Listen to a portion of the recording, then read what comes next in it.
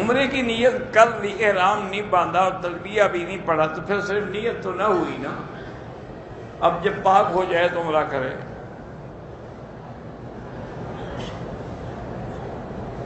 جن لوگوں کو جدے سے واپس کر دیا گیا تو وہ دم بھی دیں گے اور سر بھی منڈائیں گے.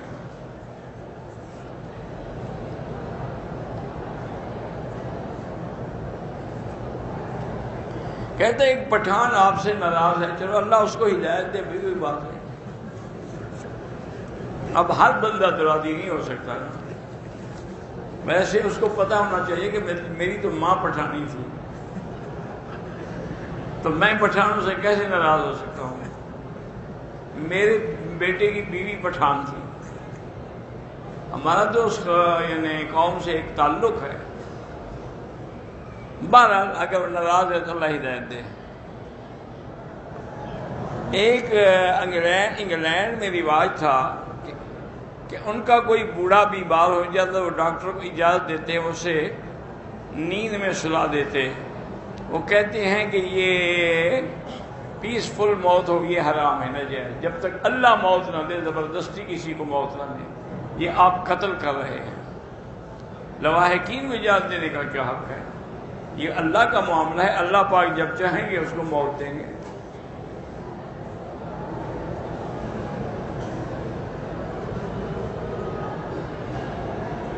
بہرحال اگر عورت کو لیکوریا ہے، کبھی نہیں آتا، تو پانی نہ آئے اور عصر کے بعد مغرب تک، تو عصر کے وضو سے مغرب ہاں بالکل پڑھ سکتی ہے.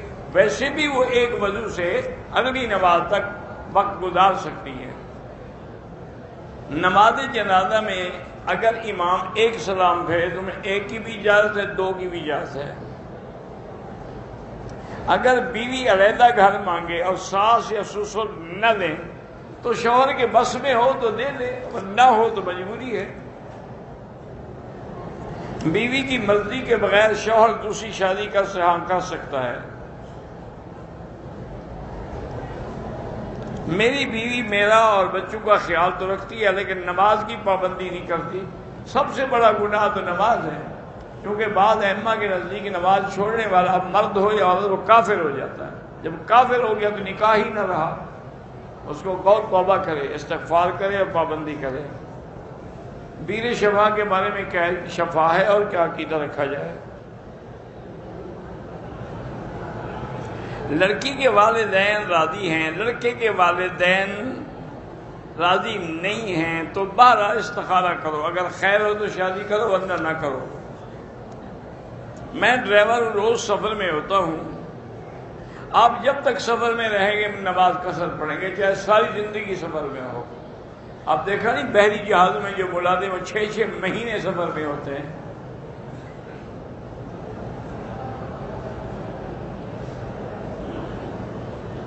میری بیٹیاں ہیں، بیٹا نہیں ہے. سسرال والے باتیں کرتے ہیں تو وہ جاہل ہیں. بیٹیاں ہوں یا بیٹا ہو، یہ اللہ کا نظام ہے. جو چاہے وہ دے. یہ نہ عورت کے ہاتھ میں ہے نہ کسی کے ہاتھ میں ہے. وتر کی نماز اگر تہجد کے ساتھ پڑھیں تو بہت ثواب ہے.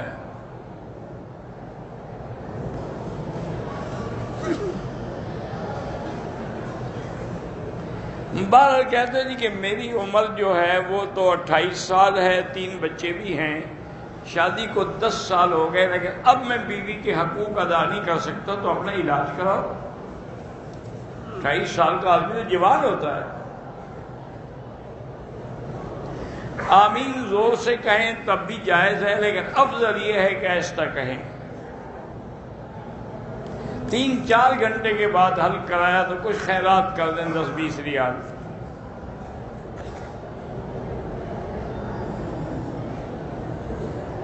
اگر نفلی عمرے کے لیے آدمی نے احرام بھی کر لیا، نیت بھی کر لی، تلبیہ بھی پڑھ لیا، راستے میں ٹوپی سر پہ رکھ لی، کچھ نہیں ہوتا. کسی خاص خوشی یا غم کے موقع پر اپنی کزن سے بات کر سکتے ہیں. ہاں بالکل پردے سے کر سکتے ہیں.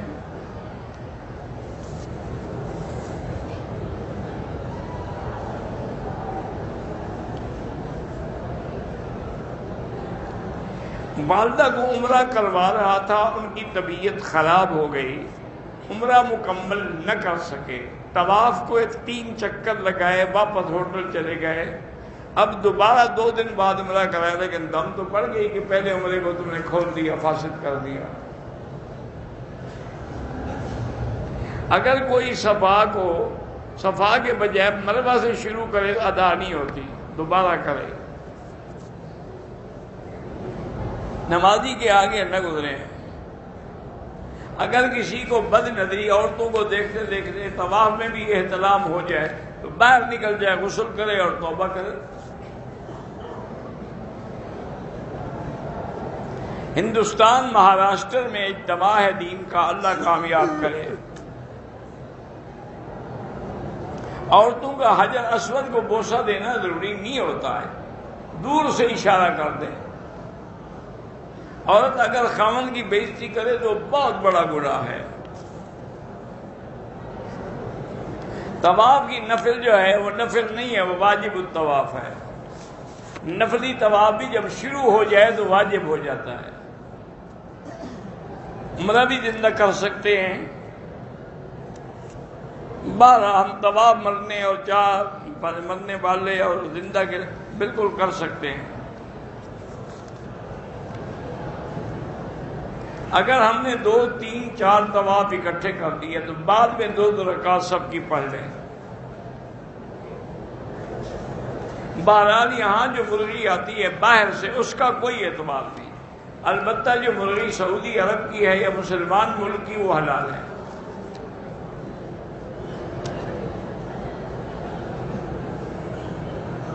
بہن بہنوئی کے ساتھ آنا چاہتی ہے تو آ سکتی ہے۔ اگر آدمی 2 رکعت والی نماز پڑھ رہا تھا، دونوں رکعتوں میں ایک ہی سورت پڑھی، کوئی حرج نہیں۔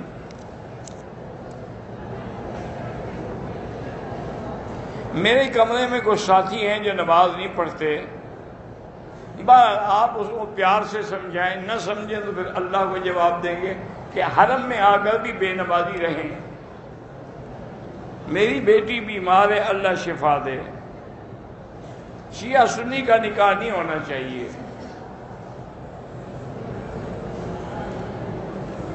اگر کسی پہ دم لازم ہے، ادھر نہیں دیا، پاکستان سے جا کر بھی پیسے بھیج کے کرا سکتا ہے۔ مولانا قاری حنیف صاحب کی بیٹی ہسپتال میں، اللہ شفا عطا فرمائے۔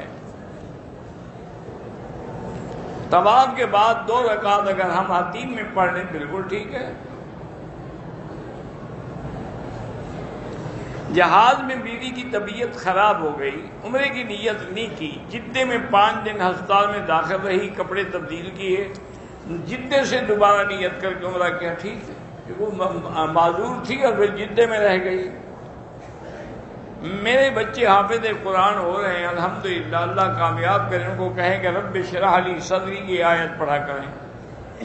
کوئی آدمی منشیات کا کاروبار کرتا ہے، ان کے پیسوں سے عمرہ کرتا ہے، حرام مال سے عمرہ کرو تو قبول نہیں ہوتا۔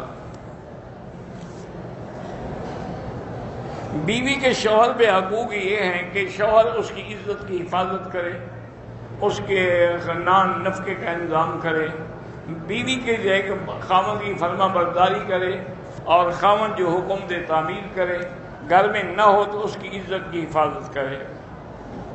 میرا لڑکا جرمن پڑھنے جانا چاہتا ہے، جا سکتا ہے۔ میری شادی 8 سال ہو گئے، اولاد نہیں ہے، چیک اپ کرائیں پھر دعا کریں۔ خانہ کعبے پہ کسی کا نام لکھنا بالکل منع ہے۔ مرد عورت ساتھ نماز پڑھ سکتے ہیں، اگر برابر ہوں گے تو نماز نہیں ہوگی، یا عورت آگے ہو پھر بھی نماز نہیں ہوگی۔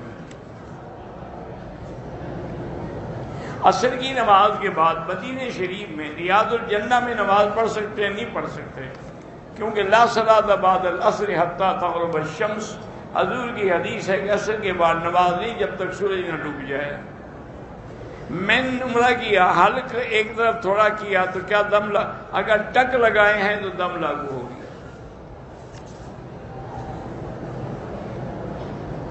میری بیوی نے احرام کیا، ایک چھوٹا کیڑا مار دیا، کوئی بات نہیں۔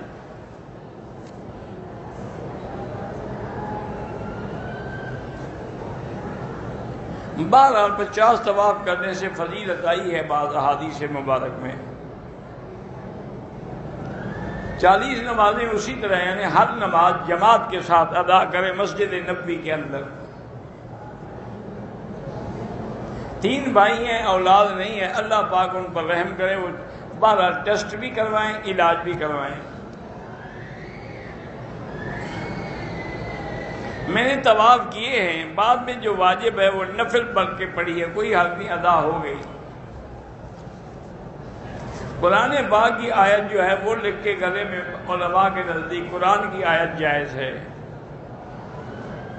اگر حیض کی حالت میں طلاق دی جائے ہو جاتی ہے، دینے والا گناہگار ہے کہ حیض میں اس کو طلاق نہیں دینی چاہیے تھی، لیکن یہ نہیں ہے کہ طلاق نہیں ہوگی۔ 3 طلاقیں اگر ہوں تو وہ بھی 3 شمار ہوں گی۔